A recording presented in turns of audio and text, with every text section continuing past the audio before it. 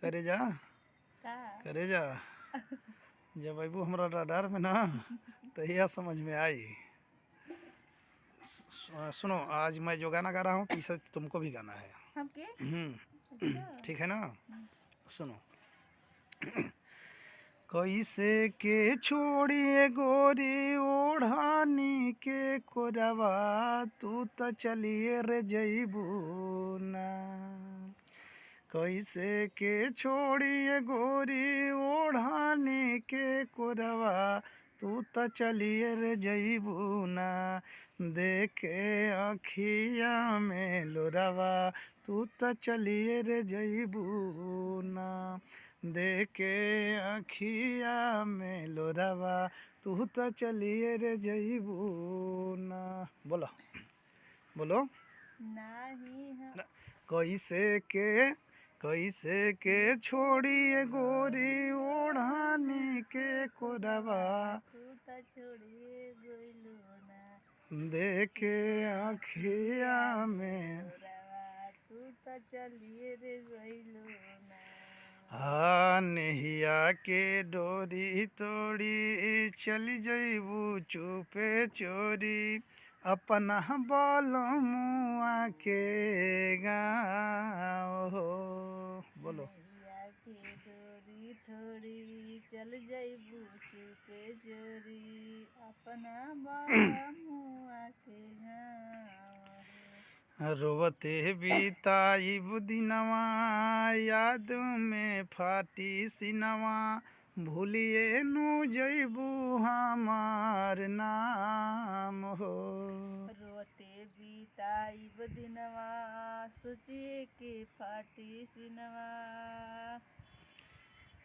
रोवते बिताइब दिनवा, सोचिए के फाटी सिनवा, भूलिए नु जईबू हमार नाम हो। तोहरा बिना देखब नाही काल्हुए को भोरवा, तू त चलिए रे जईबू ना। देखे आँखिया में लोरवा तू त चलिए रे जइबू ना। तोहरा बिना देखब नाही काल्हुए को भोरवा, तू त चलिए रे जईबू ना। हदे के अखिया में लोरवा, तू त चलिए रे जईबू ना। बोलती रहो। नैहर में कैसे होई है सोनावा, फोनावा नहीं खेलागत ना। क्या बात है, क्या बात है। एक गावत रहो संगे संगे, गईबू ना तो एकरा से तोहरो गावे आई एक दिन, तुमको भी गायक बनाएंगे। अखिया के कोनावा से गिरत बाटे लोरवा, फोनावा नहीं खेलागत ना। नैहर में कैसे होई है सोनावा, फोनावा नहीं खेलागत वाह व्यास, वाह वाह।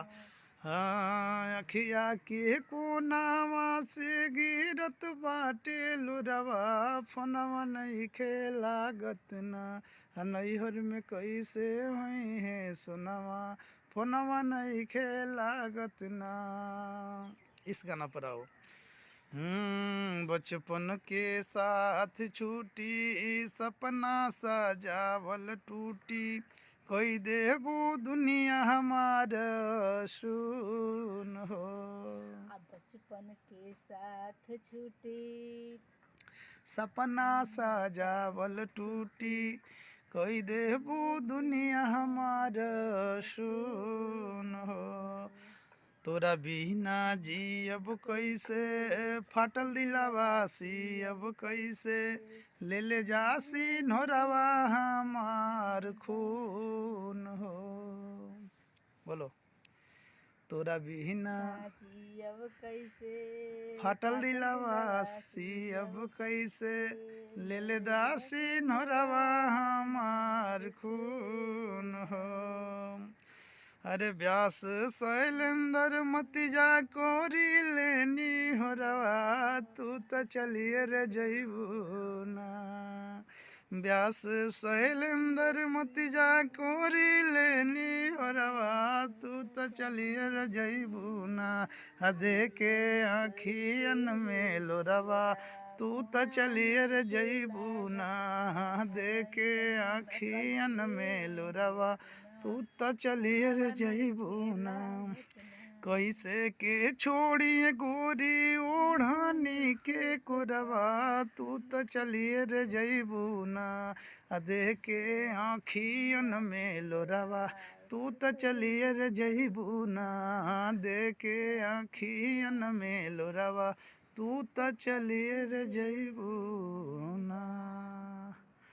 कुछ कह दो, बोलो। अगर हमारा गाना अच्छा लगे तो लाइक करिए, शेयर करिए, कमेंट करिए, चैनल को सब्सक्राइब करिए। सब्सक्राइब करिए। हाँ जी। ठीक।